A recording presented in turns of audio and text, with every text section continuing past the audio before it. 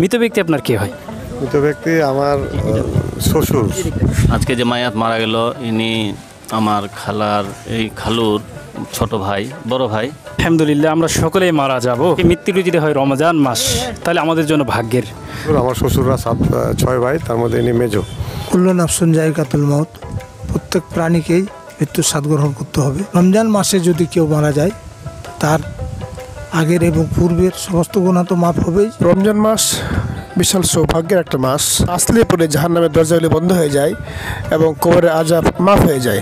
রুইয়া থেকে ফুপা হয়। আসসালামু আলাইকুম রহমতুল্লাহ। আলহামদুলিল্লাহ, শুকরিয়া আদায় করছি আল্লাহ তাআলার কাছে, যিনি আমাদের রামপুর থেকে, উনি আমার সাথে হজ করছেন, ওনার মুআল্লিম আমি আছি ভেটনা থেকে। পবিত্র মাহে রমাদান মাসে আমাদের রাগ বেড়ে যায়। কেমন রাগ হওয়া উচিত ফ্যামিলির সাথে এবং যারা রোজাদার তাদের সাথে?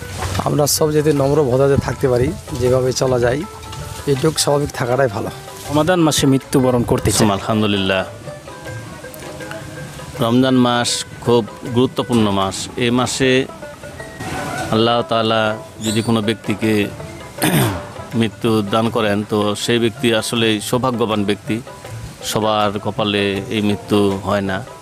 আল্লাহ তাআলা যাকে রমজান মাসে নেন, সেই বড়ই সৌভাগ্যবান ব্যক্তি। আসলে মৃত্যু খুব ভয়ঙ্কর জিনিস। এই মায়াত যে এখানে আসে জানলাম উনি খুব ভালো লোক ছিলেন। আসলে মায়াত যে মারা গেলেন, কবর উনি আজকে ওনাকে কবরে দাফন করা হলো। আসলে ভাই, কবর খুব ভয়ঙ্কর জায়গা। সাপ বিচ্ছুর ঘর, পোকামাকড়ের ঘর, অন্ধকারের ঘর, নির্জনতার ঘর। এই ঘরে সবাইকে যাইতে হবে একদিন। তো এই জন্য এই কবরে যাওয়ার আগে আমাদের পৃথিবীতে ভালো আমল করে যাইতে হবে। তো বন্ধুরা, প্রথম রমজান, এই রমজানে একটি জানাজায় আসতে পেরেছি। তাই আল্লাহ সুবহানাহু ওয়া তাআলা আমাদের সকলকে কবুল করুক এবং আমাদের সকলকে মাফ করুক।